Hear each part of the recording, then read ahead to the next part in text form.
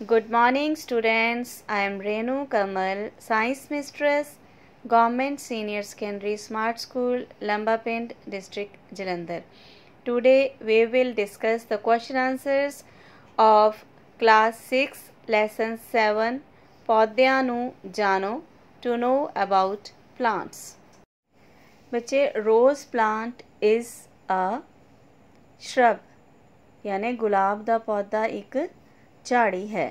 Mango plant is a tree, अंब का पौधा एक रुख है. Wheat plant is a herb, कनक का पौधा एक बूटी है. Dash help to absorb water and minerals from soil, यानी बच्चे जिवें कि चित्र 'ਚ भी देख रहे हो तुसी कि किहड़ी चीज़ जिहड़ी हैगी है खनिजां ते पानी नूं सोखण विच सहायता करती है. तो नज़र आ ही रहा है कि जड़ां तो जिहड़ा है उपर जांदियां है खनिज पदार्थ और पानी, यानी रूट्स आंसर आएगा जड़ां. सैकेंड क्वेश्चन है why a pot plant did not survive. दो गमले तुहानूं नज़र आ रहे हैं. ए गमला जिहड़ा है वो मुरझा गया. क्यों मुरझा गया? यस बच्चे, क्योंकि its roots were chopped and roots are necessary to absorb water and minerals from plants. क्योंकि जिहड़ा गमला ए है उस दे विच जिहड़ा पौधा है उस दियां जड़ां कट दित्तियां गईयां सी और सानू पता है कि जड़ां जिहड़ियां है ਉਹੀ पानी ते खनिज दे सोखण लई जरूरी हुंदा है. ते इस करके ए प्लांट वाला जिहड़ा है उसनू खनिज पानी नहीं मिलिया, इस करके वो मुरझा गया. It is not easy to pluck a plant as it has strong. पौधे जिहड़ा है उसनू मिट्टी विचों पुटना आसान नहीं हुंदा. क्यों नहीं आसान हुंदा बच्चे? क्योंकि उस दियां की मजबूत हुंदियां हन, उस दियां जड़ां मजबूत हुंदियां हन, उस दियां रूट्स जिहड़ियां है they are strong. What is stomata? Write its function. Stomata की है, इससे कारज दसो. स्टोमेटा बच्चे की हुंदा है? The minute pores present on the surface of leaf are known as stomata. पत्ते दी सतह ते छोटे छोटे छेक हुंदे हन जिन्हां नूं की किया जांदा है? Stomata. Functions of stomata: exchange of gases and transpiration. Stomata के काम की है बच्चे? गैसां दा आदान प्रदान, यानी कार्बन डाइऑक्साइड ते ऑक्सीजन दा आदान प्रदान ते वाष्प उत्सर्जन. Define transpiration. वाष्प उत्सर्जन की परिभाषा दियो. The process of loss of extra water from the stomata of the plant is known as transpiration. Stomata वाधू पानी नूं बाहर कढ़ दिंदे हन. इस प्रक्रिया नूं वाष्प उत्सर्जन कहा जाता है. Now we will do fill in the blanks, यानी खाली थावां भरो. Dash roots have no main roots, यानी fibrous roots have no main root. रेशेदार जड़ां दे मुख जड़ नहीं हुंदी. The network of veins in the leaves are known as venation. जिहड़ा पत्तियां दी विच शिरावां दा जाल बनिया हुंदा है उन्हां नूं आपां की कहने आ? विन्यास. Female part of the flower बच्चे किहड़ा हुंदा है? पिस्टिल, यानी फुल दा मादा हिस्सा इस्त्री केसर हुंदा है.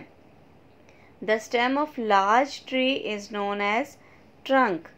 दरख्तां दे जिहड़े वड्डे वड्डे दरख्त हुंदे है उन्हां दे तने जिहड़े है उहनूं आपां ट्रंक कहंदे हां. नाउ ट्रू फॉल्स, सही जां गलत. The process of loss of water from leaves of plants is known as transpiration, यानी पत्तियां तो पानी दे निकलन दी किरिया नूं वाष्प उत्सर्जन कहा जाता है. तो बच्चे बिल्कुल सही है. असी हुणी ट्रांसपीरेशन की डेफिनेशन भी की सी. Next, chlorophyll is responsible for the green colour of leaves. पत्तियां दे हरे रंग लई क्लोरोफिल जिम्मेवार है। ये भी बिल्कुल सही है बच्चे, क्योंकि पत्तियां दा हरा रंग कादे कारण हुंदा है? क्लोरोफिल दे कारण। The space between two internodes of stem is known as node. दो अंतर गंढां दे विचकार दे हिस्से नूं गंढा कहा जाता है। बच्चे बिल्कुल गलत है। हुंदा की है? दो नोड्स दे विच जिहड़ी जगह हुंदी है उस नूं आपां इंटरनोड कहने आ। Stamens are the female reproductive part of the flower। पुंकेसर फुल दा मादा जनन अंग है। ये भी बच्चे टोटली रॉन्ग है। क्यों? क्योंकि stamens are the male reproductive part of the flower. जिहड़ा पुंकेसर हुंदा है वो फुल दा नर भाग हुंदा है, नर जनन अंग हुंदा है, मादा जनन अंग नहीं हुंदा। Match the columns. बच्चे रूट्स जिहड़ियां है they fix the plants upright. जड़ां जिहड़ियां है पौधे नूं सीधा रखण विच मदद करदियां हन। क्लाइंबर्स यानी वेल दी एग्जाम्पल की है? Money plant. केलेक्स या सैपल्स यानी हरी पत्तियां जिहड़ियां है वो की करदियां है? They protect flowers in bud condition, यानी फुल नूं कली अवस्था विच बचाउण दा काम करदी है। ते स्टेम यानी तना it helps to absorb water. ये पानी सोखण विच मदद करता है। Choose the correct answer. Mango plant is a. बच्चे की होएगा? मैंगो प्लांट जिहड़ा है वो की रुख। मैंगो प्लांट जिहड़ा है एक ट्री है। अंब दा पौधा एक रुख है। The process of photosynthesis takes place in, यानी फोटोसिंथेसिस जिहड़ी है किहदे विच हुंदी है बच्चे? पत्तियां दे विच। यानी प्रकाश संश्लेषण दी क्रिया किहदे विच हुंदी है? पत्तियां विच। Parts of stem where leaves grow. तने दा ਉਹ भाग जिथे पत्ते उगदे हन। बच्चे किहड़े होणगे? नोड यानी गंढा। The process of loss of water from leaves. पत्तियां द्वारा पानी छड्डण दी विधि। बच्चे असीं हुण बहुत वारी कर चुके हैं। दिस इज ट्रांसपीरेशन यानी वाष्प उत्सर्जन। Now we will discuss short answer type questions. What is the green flattened part of the leaf is known as. जिहड़ा हरा हरा नज़र आ रहा है ये की है? फलक या leaf lamina. What is venation? Write different types of venation। शिरा विन्यास की है? उसदी किन्नियां किस्मां हन? The arrangement of veins in the leaf blade is called venation। पत्तियां विच शिरावां द्वारा बनाए गए डिजाइनां नूं शिरा विन्यास कहा जाता है।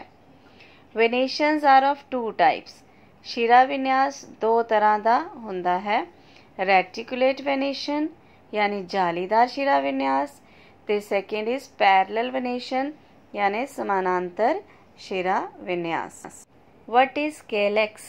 केलेक्स की है? Outer green whorl of leaves is called sepals and collectively these are called calyx. It protects the flower in bud condition. यानी फुल दियां बाहरी हरियां पत्ते वर्गियां बनतरां हरी पत्तियां हन। जिवें कि तुसी डायग्राम च भी देख रहे हो ना, रेड रेड फ्लावर्स दे जे लीव्स है, कलर्ड फ्लावर है, ਉਹਦੇ बाहर ਜਿਹੜੀਆਂ ग्रीन कलर दी लीव्स नज़र आ रहे हैं, दीज आर सैपल्स, हरी पत्तियां है। इन्हां नूं इकट्ठे जिहड़ा है कैलिक्स कहा जाता है। और ये करदियां की है? फुल खिलन तो पहला कली नूं सुरक्षित रखण विच मदद करदियां हन। Short answer type question. What is the difference between tap root and fibrous root. मूसल जड़ अते रेशेदार जड़ विच की अंतर है। बच्चे आपां जदों लैसन कीता सी उदों भी समझाया सीगा कि जिहड़ी टैप रूट है ये रेड वाला जिहड़ा है दी मेन रूट है और बाकी दियां लेटरल रूट्स है, जबकि इधर रेशेदार जड़े विच धागे वर्गियां रचनावां जिहड़ियां है फाइबर लाइक रूट्स नज़र आ रही हैं। So tap root they are deep rooted, fibrous roots are not so deep rooted. The main root is large in taproot, where in fibrous roots there is no main root. In taproots, these types of roots are found in plants with reticulate venation. In fibrous roots, these are found in plants with parallel venation. ਮੂਸਲ ਜੜ੍ਹਾਂ ਧਰਤੀ ਵਿੱਚ ਕਾਫੀ ਗਹਿਰਾਈ ਤੱਕ ਚਲੀਆਂ ਜਾਂਦੀਆਂ ਹਨ। ਇਹਨਾਂ ਵਿੱਚ ਇੱਕ ਮੁੱਖ ਜੜ ਹੁੰਦੀ ਹੈ ਅਤੇ ਪੱਤੀਆਂ ਦਾ ਸ਼ਿਰਾ ਵਿਨਿਆਸ ਜਾਲੀਦਾਰ ਹੋਵੇ। ਜਿਸ ਕੇਸ 'ਚ ਉੱਥੇ ਪੌਦੇ ਦੀਆਂ ਜੜ੍ਹਾਂ ਜਿਹੜੀਆਂ ਹਮੇਸ਼ਾ ਮੂਸਲਦਾਰ ਹੋਣਗੀਆਂ, ਜਦਕਿ ਰੇਸ਼ੇਦਾਰ ਜੜ੍ਹਾਂ ਧਰਤੀ ਵਿੱਚ ਗਹਿਰਾਈ ਤੱਕ ਨਹੀਂ ਜਾਂਦੀਆਂ।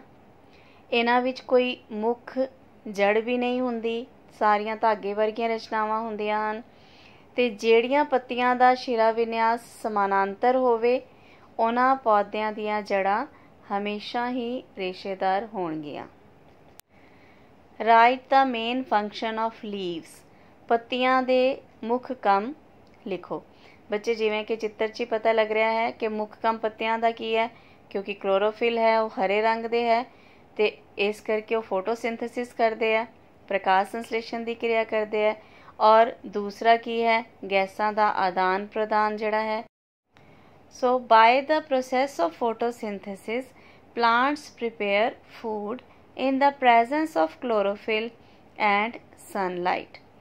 प्रकाश संश्लेषण की क्रिया द्वारा पत्ते क्लोरोफिल अते सूरज की रोशनी विच अपना भोजन बनाउंदे हन। Leaves have stomata which helps in transpiration।